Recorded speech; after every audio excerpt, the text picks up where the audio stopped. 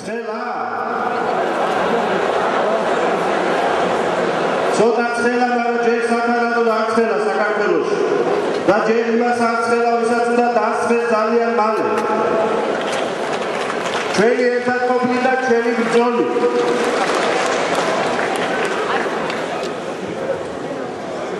მეგობრებო თქვენთვის ცნობილია რომ საქართველოს ოპოზიციური პოლიტიკური პარტიების ერთმა ჯგუფმა რომელსაც შემდგომ რვიანი ეწოდა ზუსტად შარშან ამ დროს 2010 წლის ივნისიდან დაიწყო ერთობლივი შრომა ერთობლივი ბრძოლა საქართველოში თავისუფალი და სამართლიანი არჩევნების მოსაპოვებლად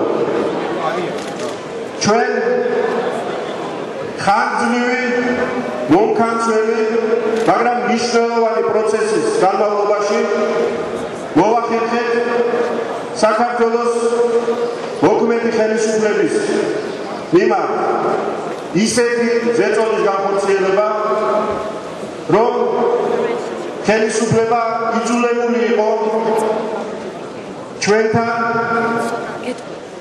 მოლაპარაკების გზით მოლაპარაკების მაგიდასთან ამ პროცესის გაგრძელებაზე დათანხმებული იყო.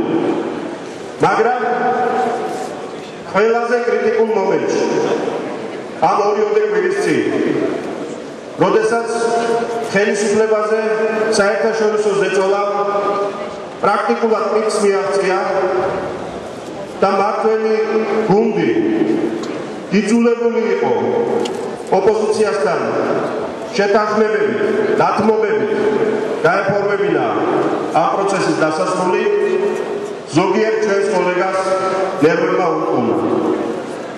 სამწუხაროდ მათ ვერ გაუძლეს ხელისუფლების მხრიდან განხორციელებულ შანტაჟს შეუთანხმდნენ ხელისუფლებას იმ მინიმუმზე, რისი დათმობაც ამ ეტაპზე მან გადაწყვეტა. ჩვენ ამ შეთანხმებას ვერ შეუერთდებოდით. ვერ შეუერთდებოდით იმიტომ,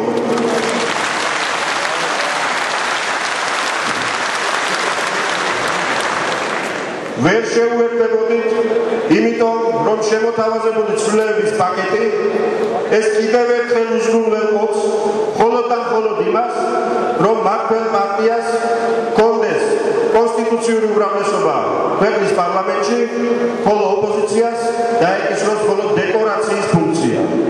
ჩვენ დეკორაცია არ ვართ ამ ქვეყანაში.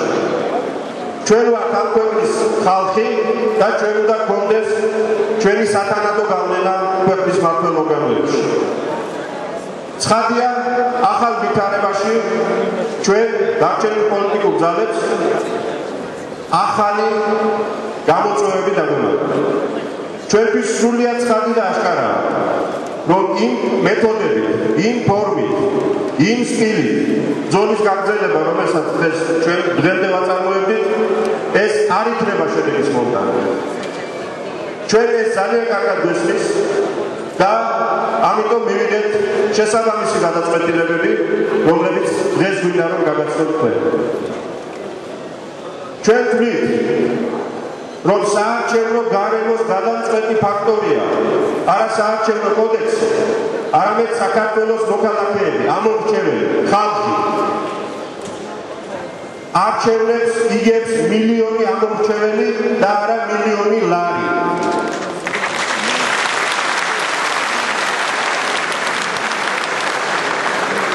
ამიტომ ჩვენ ვისახავთ ამბიციურ, მაგრამ ვითარების და პრობლემის შესაბამის ამოცანას.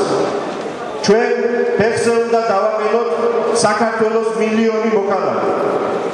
მოქალაქეები, რომლებსაც ამ ხელისუფლებამ პოლიტიკური უფლებები აყარა და სიღატაკისთვის გაწირა. ყოველი დღე ამ ქვეყანაში არის ახალი უბედურების მომტანი დღე. ახლა უკვე ფოტოგრაფებიც ჯაშუშური ქსელის ნაწილები არიან. დღეს ამ დარბაზში იმყოფება ჩვენი თანამოქალაქე, აფხაზეთის ომის გმირი, ვეტერანი, რომელმაც ჯანმრთელობა დაკარგა იმ ომში. და რომელსაც ბოლოს 3 თვეა პენსიას აღარ აძლევენ, იმიტომ რომ 1998 წელს ინდბეწარმე იყავდა 35 ლარი დავალიერება დარჩა სახელმწიფოს წინაშეო. ახლა ის 35 ლარი უკვე 800 ლარია დარიცხული საუბრობითო და ამიტომ 3 თვე პენსიას აღარ მოგცემთ, რომელიც ერთადერთი წყაროა ამ ოჯახის რჩევის. აი ესაა ხელისუფლების სახე და მისი პოლიტიკა. ამიტომ ჩვენ მხოლოდ საარჩევნო თემატიკით ვეღარ შემოვიფარგლებით. ჩვენ ვიბრძოლებთ არა მხოლოდ საარჩევნო გარემოს გასაუმჯობესებლად, არამედ საარსებო გარემოს გასაუმჯობესებლად. იმიტომ რომ პოლიტიკა, პოლიტიკური უფლებები ჩვენ გვინდა იმისთვის, რომ ღირსეულად ვიარსებოთ ამ ქვეყანაში. ამ მიზნით, ამ ამოცანების შესასრულებლად ექსტრა პოლიტიკურმა პარტიამ, როგორც გითხარით, მიიღო სათანადო გადაწყვეტილებები და ამ გადაწყვეტილებების დღეს ჩვენ გაცნობთ. მაგრამ ეს ბრძოლა თავისუფლებისთვის, ღირსებისთვის, ქვეყნის გადარჩენისთვის, ეს არ არის პოლიტიკური პარტიების ექსკლუზიური ასპარეზი. ჩვენ ძალიან კარგად გვესწრებს და ჩვენ ძალიან კარგად ვიცით თუ რაოდენ მნიშვნელოვანია სამოქალაქო საზოგადოების, ხალხის, თითოეული მოქალაქის მონაწილეობა ამ პროცესში. ამ მიზნით ჩვენ გამოვედით ინიციატივით, რომ საქართველოში გაჩაღდეს სამოქალაქო მოძრაობა თავისუფალი არჩევანისთვის.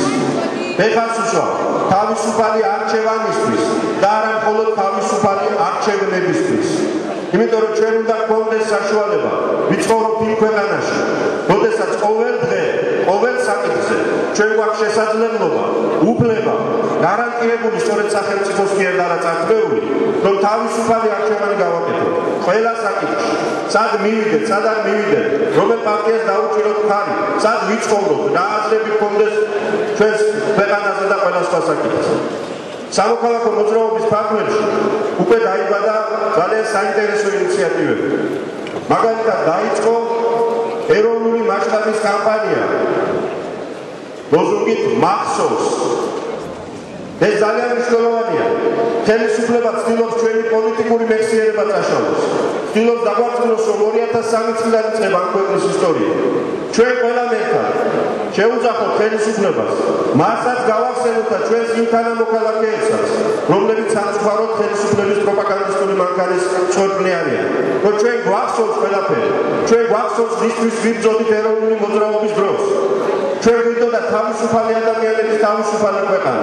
ჩვენ არ გვინდოდა საბჭოური სუკის ეროვნული კუბის ჩანაცვლება.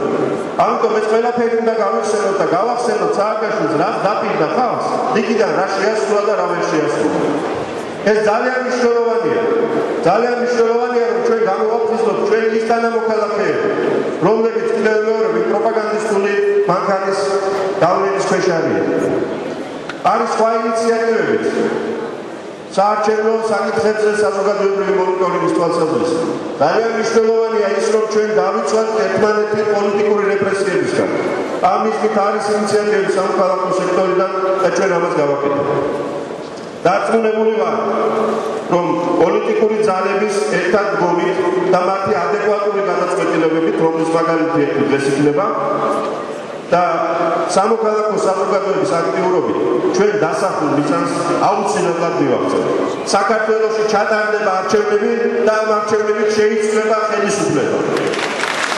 ამ არჩევნების შედეგად საქართველოში მოვა ის ხელისუფლება, რომელიც დაასრულებს პოსტსაბჭოურ ნეობოლშევიზმს საქართველოში, რომელიც დააფუძნებს კანონის უზენაესობაზე დაფუძნებულ დემოკრატიულ მმართველობას, რომელიც უზრუნველყოფს ქვეყნის ჭეშმარიტ ევროპულ ინტეგრაციას და ევროპული სტანდარტის ცხოვრების პირობების შექმნას ამ ქვეყანაში.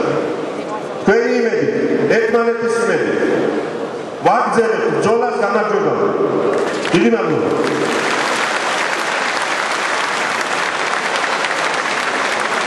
მე მინდა ახლა სიტყვა გადავცე ბატონ თემურ ნანეიშვილს, ქართული აკადემიის ხელმძღვანელს, გამოჩენილ საზოგადო მოღვაწეს.